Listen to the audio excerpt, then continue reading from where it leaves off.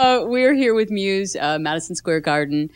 Second night for you guys, right? Yeah, it is. Yeah, it's amazing. How has this been so far? This tour and this venue in particular. I haven't been here in a couple of years, and it's such a monstrosity. It's so enormous, but it's impressive. You know, it's very impressive indeed. Yeah, I guess we've played here maybe twice before, but it seems different this time. I think they might have renovated it slightly, but something seems like slightly different. It seems bigger than what I remembered, but yeah, I mean, of course, it's a very historic, amazing place, you know, with lots of amazing history. So I suppose it's a great honour to play here and certainly do 2 nights this time round. But last night was wicked, so tonight should be fun. And yeah, the whole tour's been great so far. We've been in the States since like January, I think, so quite a long time over here, touring around all over the place. And crowds have been awesome. The gigs have been really good. So we've had a lot of fun. Now, I know the last time we saw you guys in Philly, so many people, it was at the Wells Fargo Center, so many people used the same word. It was really interesting to me to describe your last show in Philly, and they said it looked futuristic.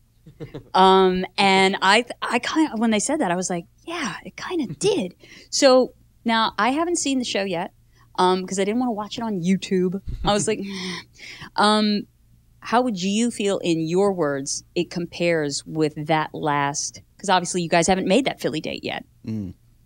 This show's very different, isn't it? Yeah, but it's still in the same vein. I mean, we still have these big kind of moving video screens that consume the band. We all seem to come up with ways of getting the band in and out of view of people and stuff, and then like appearing and that kind of thing.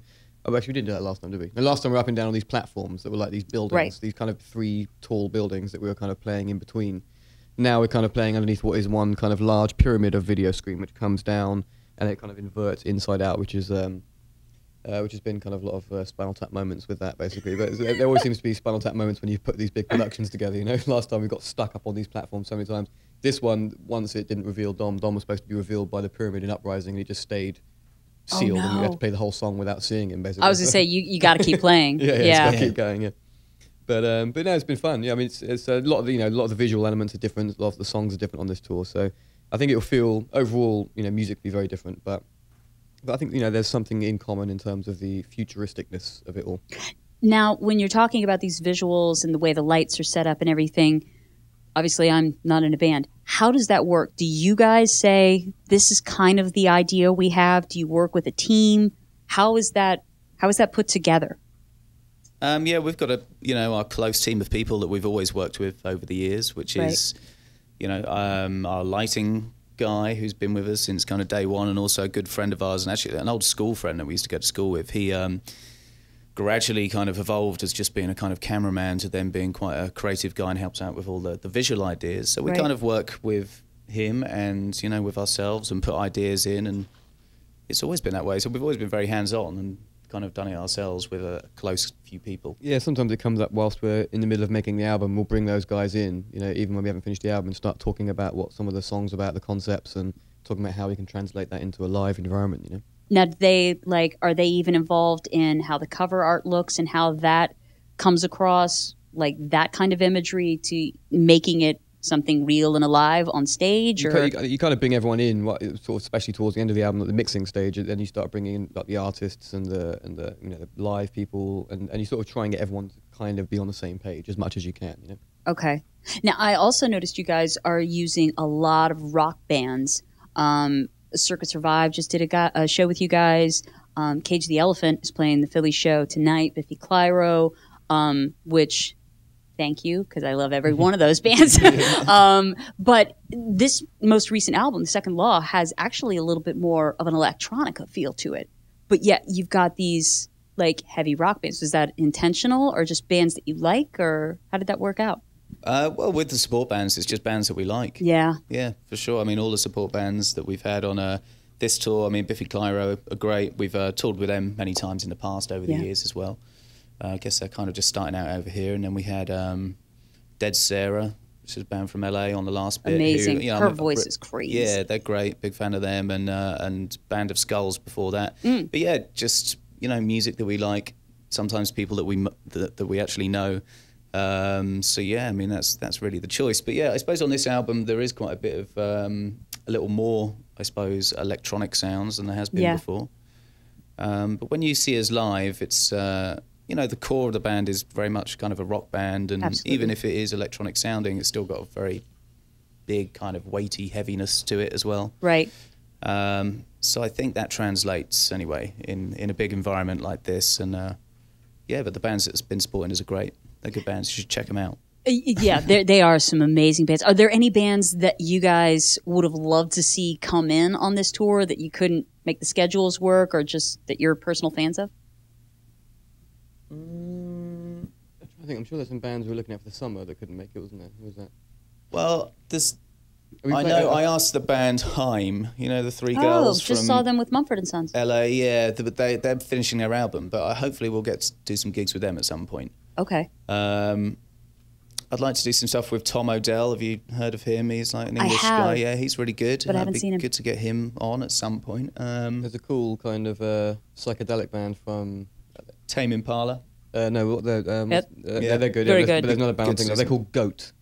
Where are they from? They're from Sweden. It's from Sweden, yeah. Oh, Goat. I don't know this one. From Sweden, yeah. Real psychedelic, cool. As in Yeah. G-O-A-T, Yeah, nothing just fancy. Goat. Yeah. Okay, all right. We'll have to check it out. I'll look into that one.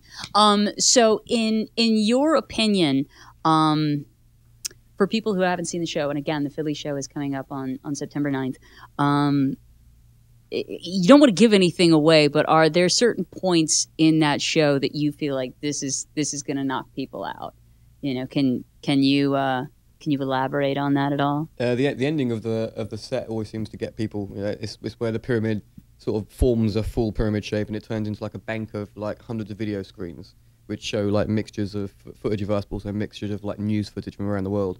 And that gradually, as the sort of song, like, usually we're playing like the more heavy rock stuff at the end, as it sort of builds up, that gradually comes down and kind of conceals the band, and then we start like riffing out, playing like usually like the covers of some of our favorite bands. Like we'll play like a riff from Rage Against the Machine or Deftones or something like nice. that. But you can't see us because we're underneath this pyramid sort of trashing gear and just going crazy basically. People always seem to talk about that as being one of the highlights of the show. Yeah. I'm very excited about it. I know you said you were going to do some crowd surfing. Have you done this yet, or were you just talking? You were just talking, weren't you? No, we both tried it a couple times, but once we tried it years ago, a few years ago in Osaka in Japan, and it was the most scary experience ever. Like, they rip your hair out. I thought we were going to just cruise over the crowd, but it ended up like pulling us in, and we were getting like, it ended up like the whole crowd sort of compressed and were on top of it, trampled on top of each other, and it was like, whoa, I'm not going to risk that. That's again. what I said that on the air. I was like, Matt Bellamy has said that he wants to crowd surf. I was like, please be gentle. I was like, he's a nice guy, and if he wants to come out in the crowd, don't attack him, you know.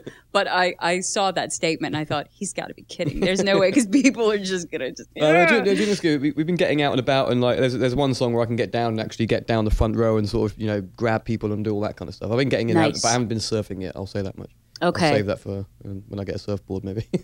What it's just get yourself like a trapeze or something like that, so you can just kind of, or maybe some sort of you should get one of those big bubbles.